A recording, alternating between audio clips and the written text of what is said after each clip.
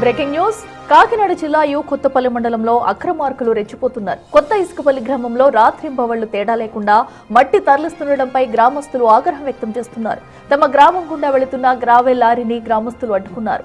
నిత్యం లారీలు అతివేగంగా తిరుగుతుండటంతో తీవ్ర ఇబ్బందులు ఎదురవుతున్నాయని గ్రామస్తులు చెబుతున్నారు. రోడ్డుపై నడవాలంటేనే భయపడాల్సిన పరిస్థితి వస్తుందంటున్నారు. తమ గ్రామం గుండా లారీలు వెళ్లకుండా చూడాలని అధికారులకు గ్రామస్తులు విజ్ఞప్తి చేస్తున్నారు. అక్రమ మట్టి తరలింపుపై విచారణ చేపట్టాలని డిమాండ్ చేస్తున్నారు. 30 టన్నులు లోడింగ్ వేసుకుని రోడ్ల మీద తిరుగుతున్నాయి రాత్రనక పగలనక. ఈ 6 అడుగుల రోడ్లోనే 30 టన్నులు 40 టన్నుల లారీలు 15 రోజుల నుంచి తిరుగుతున్నాను. రోజుకు 100 మంది పగల రాత్రి నిద్ర లేదు. రోడ్లన్నీ కూడా కింద డౌన్ చూసుకుని కల్లా రోడ్లు ఇలా ఏటవాలుగా అయిపోయినాయి. గోడలు కూడా క్రాక్లు ఇచ్చేసాయి.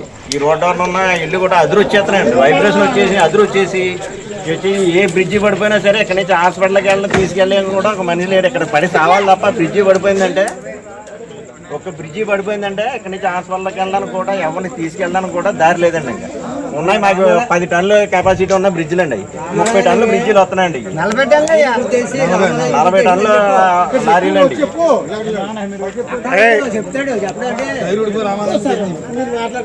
మన నైట్ కరెంట్ లేదండి. గ్రామంలో కరెంట్ లేకపోతే ఊరంతా వచ్చి రామాలయంలో పడుకుంటే దాని టైర్ వచ్చేసి టైర్ ఇడిపోయి రామాలయం తిన్నగా గుద్దేసి మళ్ళీ టైర్ వెనక్కోడి వచ్చింది. ఆ టైంలో ఎవరినుంటే చచ్చిపోతుండే.